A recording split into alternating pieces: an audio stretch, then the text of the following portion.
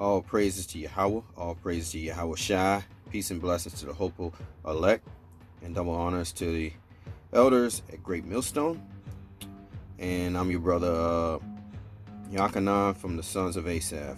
And I just wanted to go over a few points on, I would say, us being the Israelites and proving that we're the Israelites, and also showing that we also had rulership in Europe. Okay, so let's take a look at this first excerpt here, and it reads, there is a good reason to believe that certain Negroes and near Negroes rose to be Roman emperors. Indications of this are in the surnames, which were often given then according to some physical characteristic. It is likely, therefore, that Roman families or descendants of them, bearing names generally given Negroes, originate as such. In Rome's, Negroes were first called, now listen to this, so you can begin to understand where they got the term Niger from, nigger from, and then you can correlate that with West Africa. And we know that we were taken from West Africa, from Negro land. Now this is all coming from the book by a fellow named Rogers. His last name is Rogers. I can't remember I think it's he's just using his letters of his name. I have to put it in the comment section. But anyway, Mr. Rogers came up with the book Nature Has No Color Line. You need to read it. You get a lot of insights. It shows you that we did have rulership in Europe, and therefore you can correlate it with the scriptures and filter it through the scriptures and Revelations. That in the breakdown that shows you that the dragon was put into put a seal. A seal was put upon the dragon. Okay, and we'll go over that a little bit. All right, so let's read down. So it was Romans. We rose up into power in Rome through assimilation and actual, planting seed, by having sex with a lot of the white women and stuff and so forth. Okay, and we eventually overthrew the Romans. Okay, just like they've done to us when they rose back into power. Okay, this is what Negro means, Ethiops, and this is what the Romans. This is their definitions. Okay, all right. Let me read up again so you can understand that is not my words. Okay. Okay. At the end here it says, in Rome, Negroes were first called Ethiops. The Romans took that name from the Greeks, who took it from the Africans, later Moor. So Moor, Negroes, Ethiops, same thing, black. It means black. Seem to have, okay, we'll read on. Seem to have come into fashion. This too was an African word imported into the Greek to describe black people. That is Moros, black. The word Mauritania in Greek means black. So all these terms all refer to blacks. Okay, and it says Mauritania in Greek meant black, says Harper. Still later came nigger or Niger from the river of that name. Okay, now we presided, before they took us into slavery, we presided near the river Niger in Africa. Okay, and that's where they come with the term black. Okay, and that's what these so-called white people came up with nigger from. Okay, so when somebody call you nigger, you say, yeah, I'm a nigger. I come from Niger. My ancestors come from the Niger River over there in Nigeria. Okay, so you get the correlation, Nigeria, the Niger River. All right. Okay, now as it reads here, it's likely that people from Negrita, land of Niger, now Nigeria, brought the word into the language of the Romans, and since they were black skinned, Niger came to mean black. Okay, and interestingly, we have it in the scriptures as well. So let's get that scripture real quick.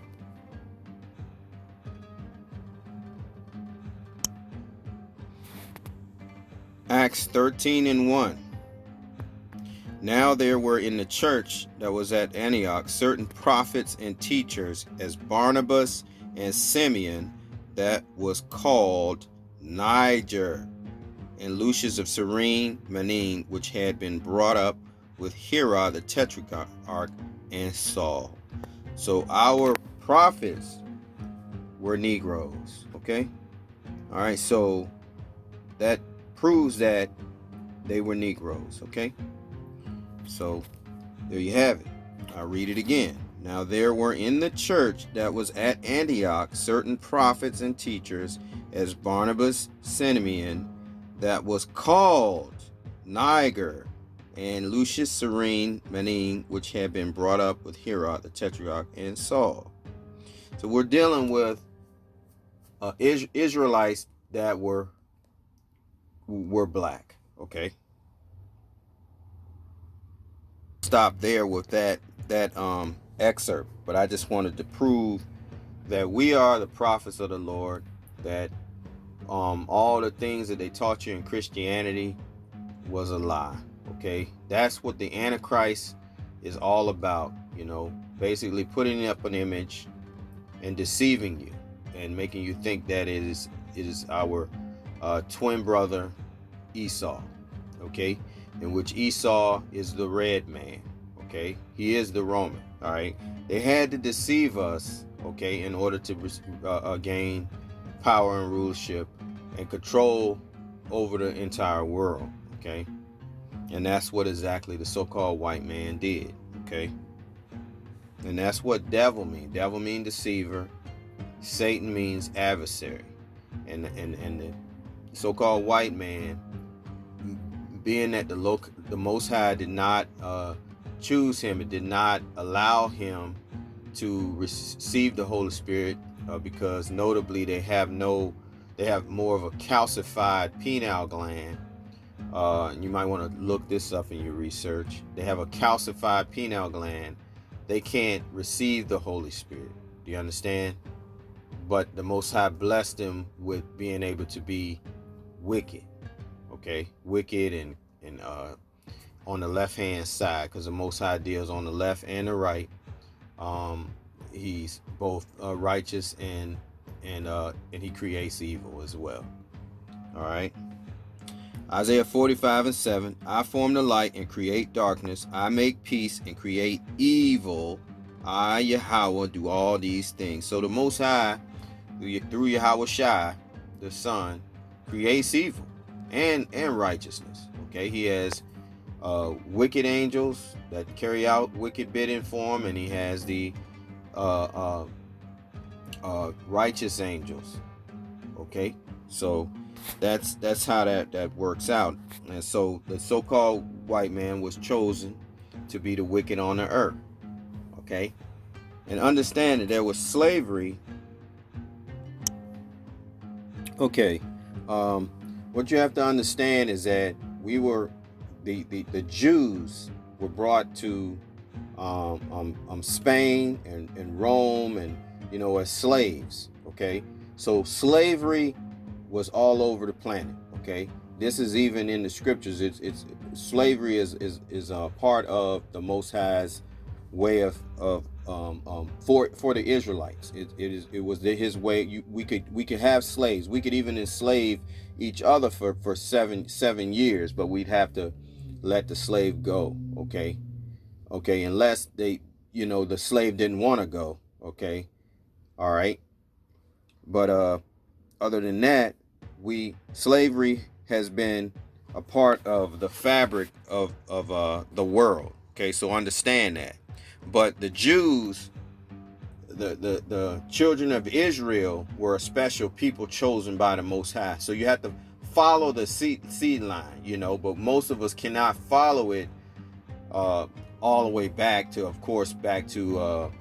the time of the ancients, of course. But through the Spirit, we when we speak of the doctrine of Yahweh Shai, that the white man is the devil. When we tell you that the white man is the devil, and he is, you disagree. The Spirit of the Lord is in the book, okay, that points this out. So when you disagree with the doctrine of Yahweh Shai, then of course you're probably not an Israelite. Like the white man, of course, is going to automatically disagree because he doesn't want to go into slavery, because that is his lot. Okay, he's the man of perdition. He is the wicked in the Bible. Okay, that the Bible speaks of. Okay, and that is his lot. You know, the Most High gave us over into His hand to basically carry out our punishment, and basically it was a destiny that we would go into slavery, so that the salvation would come through Yahweh Shai, and Yahweh Shai would rule the earth and pretty much restore order. All right, so that's what this whole story is about. If you can't really receive this, then more than likely you're not an Israelite, okay, of the seed line. Okay, because this seed line, I mean, when a Negro has intercourse with any woman, the child is an Israelite. Okay, all right, period. But if a woman has sex with an Edomite, okay, the Lord has rejected Edom, then that child is not going to be an Israelite, and vice versa. You know what I'm saying? That she would have to have a Israelite man produce a child with her, which would come through the seed line. Okay, all right, like the tribe of Judah, the tribe of Gad, you know, which would be, you know, the men of the Latinos, Mexicans, and Native Americans, or what have you. All right, of course the Negro, man, because he's from the king tribe of Judah. All right, so that's how it works. So you understand that it's a seed line. But during the time of the ancients all the way back, the seed line we went off away from the Most High Yahweh, marrying our women from Judah, or you know, or the surrounding tribes. We went off. We've married other nations into other nations. Okay, but the children thereof are Israelites. All right, and the Lord knows it, and the Spirit will bear witness with them, just like what I just mentioned. You know, according to the doctrine, you know, they would come back to the Lord through the doctrine of Yahweh Shai, in which we preach on the streets. All right, so just, I know I'm rambling a little bit. I'm trying to get you to understand there was a lot of not race mixing, but it was a lot of us dealing with the other nations, and that's the reason why the Most High saw fit to bring us into servitude by the sword, in which is the so-called white man. All right, so let's read a little bit of this, a little bit more about the conquering of Europe. Okay, it says race intermixture in Spain and Portugal. That's where the Jews ended up after the conquest of 70 AD. A lot of them were taken to Spain and Rome. Okay, all right, a lot of them were in the gladiator games. When you see the movie The Gladiators, it was mainly us, the Israelites, who was in those arenas fighting to the death. All right, okay. While white Vandals were pouring into Africa in the 4th and 5th centuries, Africans continued to arrive in southern Europe, chiefly as slaves. But in 711 AD, they came in as conquerors, crossing into Spain. They captured Gibraltar and defeated the Goths. White Germanic invaders of 3 centuries earlier, their commander Tariq, a Negro, gave his name to Gibraltar, you know, Rock of Gibraltar, formerly Caut. Okay, so that's what Tariq's name means. Okay, I'll read that again. Their Negro Tariq, a Negro, gave his name to Gibraltar, formerly Cape.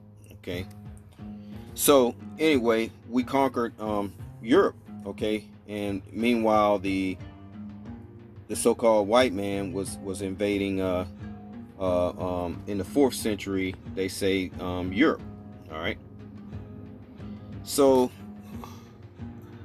but what the point is, we ruled Europe. We were ruling in Europe. These Africans were Moors or black. That's what Moor means, sometimes called Arabs because of their language. Okay, to earlier Greeks, the Moors were a black and dark people, Moros, and the Romans, Moris. a black woolly-haired people known synonymously as Ethiops, Negro, Niger, and after African. Even as late as the 5th century AD, Roman historian calls the people of Morocco black. So we occupied most of the known world, because we also had a tribe of Gad over here, which we have a mixture of different over in Americas that came over here. We have a lot of African nations that did come over here. If you just do a little Google search and imagery, you'll see various tribes that were over here that were Negroes, and also various tribes. You see of course the American Indians. You can tell they're from an Asiatic. They have an Asiatic features, but they are Israelites, because due to the curses, we know that they to this very day suffer through the curses. They cannot get around the curses, no matter how much money they get. And the Mexicans the same way. They still suffer. A majority of people suffer, even though, in the ghettos and stuff like that. Even and we know they're on the reservation, the Native Americans. So, and they were all of us were lynched. Okay, all of us were destroyed as a people. Okay. All right. So as we should know, but if you don't know, that's a part of the history. All right. The so-called white man lynched all of us. Native Americans, Mexicans, and of course the Negroes. We have a so-called museum full of lynching over in Georgia. Okay, lynching of over 4,000 people. Okay, it's okay. All right. So we got that. We understand that we was ruling in Europe. All right. All right. So. Okay, back to the rulership in Europe. Okay, this excerpt of the book of Nature Knows No Color Line. It reads: the whites thought marriage with the Moors an honor. Moors were then the foremost power in Europe. Okay, and when you say Moor, remember it's just black. They were the conquerors and the whites the conquered. In such a case, says Roy Nash, it would be an honor for the white to mate or marry with the governing class. The Moors, like the Greeks and Romans, had a very low opinion of whites in the north. Had they not beaten them often on the battlefield and with inferior numbers. Okay, so we'll just stop there. Okay, this is an excerpt that you kind of need to see. We know that they gave the Catholic Church gave the edict and put the Negroes in servitude and shipped them off to all over the world. So let's read this little excerpt from Nature's No Color Line. I guess page 64. As regards Christian Spain and Portugal, Negroes were imported in droves from 1440 until the abolition of slavery in Portugal in 1773. Okay, and that's how we ended up on the west coast of Africa and shipped to America. Already before the discovery of America, says Fernando Ortiz, several thousand Negroes had been expatriated from Senegal, Guinea, and Congo, and were working in Lisbon and Algarves, in Seville, and in all Andalusia. The Catholic sovereigns were dealers in Negro slaves. So why would you be a Catholic if you're a Negro? They put you in servitude. They put your ancestors in servitude. Okay. So as we've been taught by our elders who were raised up by the Most High, starting with Abba Bivens, and then the other elders after him, on up to the men that are leading us today at Great Millstone, we learned that Europe was a central stage for the Israelites to come into power during the Dark Ages. Okay, and let's read this at Revelations 20 verses 1. Okay, And I saw an angel come down from heaven, having the key of the bottomless pit and a great chain in his hand. And he laid hold on the dragon, that old serpent, which is the devil and Satan, and bound him 1,000 years. Now this marked the beginning of the Israelites, the Jews, and the Islamic factions, in which were all Hebrews, that were ruling in Europe for 1,000 years. Okay, and Yahushua put a seal on the so-called white man, so he did not raise back into power to after that 1,000 years was up, if you can understand. And let's read on. And cast him into the bottomless pit, and shut him up, and set a seal upon him, that he should deceive the nations no more, till the 1,000 years should be fulfilled. And after that he must be loosed a little season. Okay, so what this is showing is that Yahushua put a spiritual seal on the so-called white man, and Rome fell. Okay, they ruled for 1,000 years as well. The Roman Empire ruled for 1,000 years. The Greeks ruled for 350 years, in which we know mostly they were Edomites. Okay, later on in the Roman Empire, we slowly took over and dominated them. Okay, and through deception, they came back. When they came back into power, they deceived the whole world and deceived us as well. Well, they didn't deceive us. They basically used the image of themselves and took the gospel and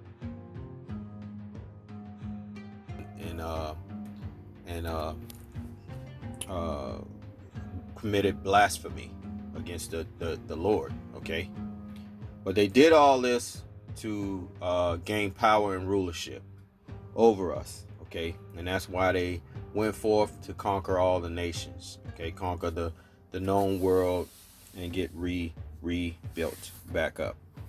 Okay, after they fell. So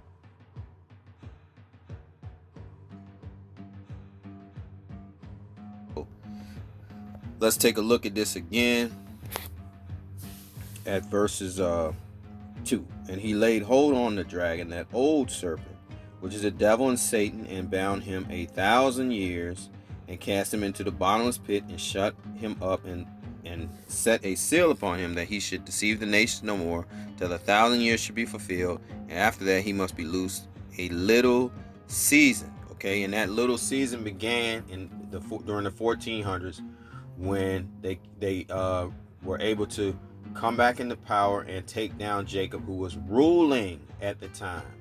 The Negroes, the so-called Moors, were ruling the known world over there in Europe. Okay, and and that's where we will begin to look at Nature Knows No Color line and break this down a little further.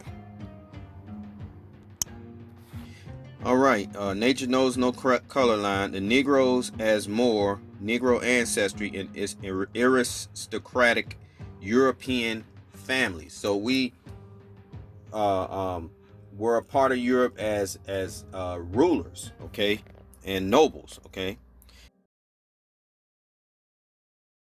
7 years after the capture of Gibraltar, the Moors invaded France. So we ruled France and conquered or overran most of its southern portions. They probably went as far east as Geneva, Switzerland. So okay, we're ruling in Switzerland, France, Spain. Okay, in 732 they reached Tours, 2 days march from Paris, but were beaten back by the Christians under Charles Martel. They remained in southern France, however, until 1140, principally in Camargue on the western Riviera, which is still known as La Petite Afrique, Little Africa. So we know we were there. We were present in France. Okay, in 1838 they took Marseilles, and in 1842 Arcels. Aided by fellow Muslims from the east, they captured Sicily in 837 and took 1,000,000 pieces of gold. In 846, they invaded Italy, seized Rome, plundered the Vatican and St. Peter's Cathedral, and carried off immense wealth, gold, jewelry, tapestry, and paintings. Later, with the Jews as intermediary, they sold back much of this loot to the Pope. In 982, they defeated the flower of Christendom under Otto II of Germany. Unmixed Negro troops, most of them from Ethiopia and Sudan, furnished a large part of the Moorish or Saracen troops. Thereafter, they dominated most of Italy for years, and parts of it until the 13th century, when they were swamped by further white invasions from the north. Gradually, they were absorbed into the Italian population, even as the Africans brought in by the ancient Romans had been. Okay, so we know that we were taken in 70 AD when it fell. That's where the Jews went. They went back. They were taken as slaves to Rome and all those places because they were captives. Okay, they were made slaves. Okay, that was the rule. They killed a lot of people, and they kept the children and made them slaves. Right, killed most of the adults. So that happened, and we see here the same thing happened to the kingdom of the Jews and the Islamic people that were ruling during that time. In Africa, the Moors continued to be leading power, and to no little extent in India also. So we can see here from what this excerpt is telling you is that they ruled in France. Our people ruled in France. The Negroes ruled in France, ruled in Switzerland, and also Spain. Okay, and it also in Scotland, as we can read here. As we read, they even conquered and ruled part of Scotland. David Match-Ritchie, eminent British archaeologist, says, so late as the 10th century, 3 of these provinces were wholly black, and the supreme ruler of them became for a time the paramount king of transmarine Scotland. We see one of the black people, the Moors of the Romans, in the person of a king of Alban of the 10th century. So we'll go with that. All right, let's look at the ruling class Negroes that was ruling in those European lands. They ruled also in Britain too. They were in Britain as well, Germany, all those areas, Italy. All right, so let's take a look here. The coat of arms. This nature's knows no color line. We'll just read through them real quick. And they're just showing the black Moor, which is the black Negro. With his coat of arms, that means they are from the royal families, okay? All right. British families, top left, so they're ruling in Britain too.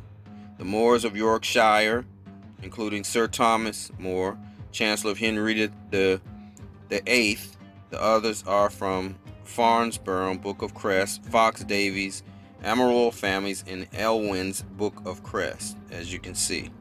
Okay, so these are our people. Okay, Negroes and coats of arms, Slovakia.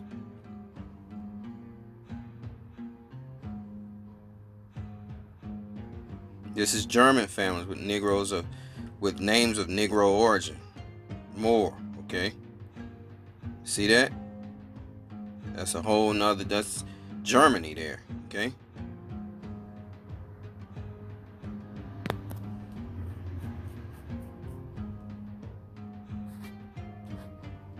Okay. It says white people darken their faces not only for the Moorish dance, but because of attraction for a dark skin. Isn't that something? You know? So we was the ruling class. The white people wanted to be black. Okay? Many British peoples of fair complexion were accustomed to blacken their faces artificially that they might that they might the better pass for Moors. Wow.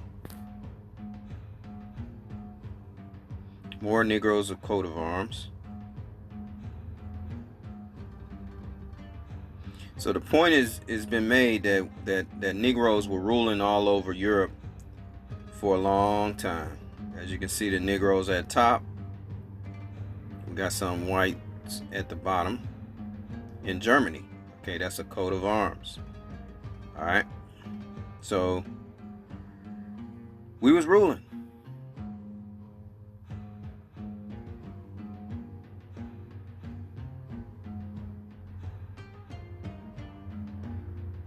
So they never told us that we were kings and queens.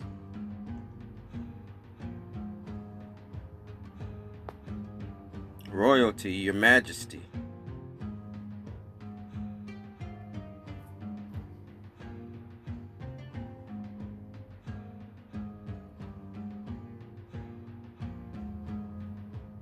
All right. So I guess I'll stop here. The point has been made that we was ruling in Europe, and that the Negroes, the Negro Jews, were taken in captive by the so-called white man when they came making the power, and we've been in captivity ever since. Okay, until the Lord comes back to redeem us and restore our power back. Well, how's that power going to be? We're going to be ruling over them. That's how it's going to be. All right, we're going to be ruling over this so-called white man, as we did before. Here's another excerpt of the Nature Knows No Color line, page 99. We'll start. Some of these Negroes, undoubtedly the Moors or descendants of them, who settled in Hamburg, Germany, after their expulsion from Spain in the 15th century, some of whom were wealthy. Another important fact as regard these coat of arms, as we just saw recently, to be jet black and primitive in appearance, unlike our times. Like, you know, we got white supremacy now. Back then it was flip-flop. Was considered desirable. Some of these Negroes were undoubtedly the Moors or descendants of them, who settled in Hamburg, Germany, after their expulsion from Spain in the 15th century, some of whom were wealthy. Another important fact is regard these coat of arms. To be jet black and primitive in appearance, unlike our times, was considered desirable. Salakia. Yeah, was considered desirable. Therefore, Negroes or those who could trace ancestry to them had Negroes in their family crest. Again, Moor was once a symbol of power in all Europe at a time when prowess in battle ranked first. Moors had a reputation second to none. Okay, so it was considered. It was considered to be, you know, royalty if you were black back in those times. Okay.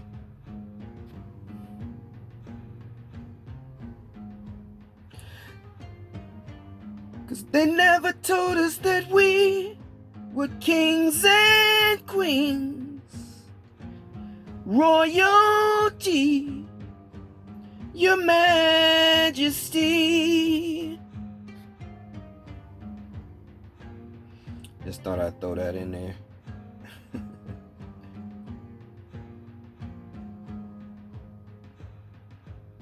Yeah, but we was royal, you know. We got a lot to be proud of.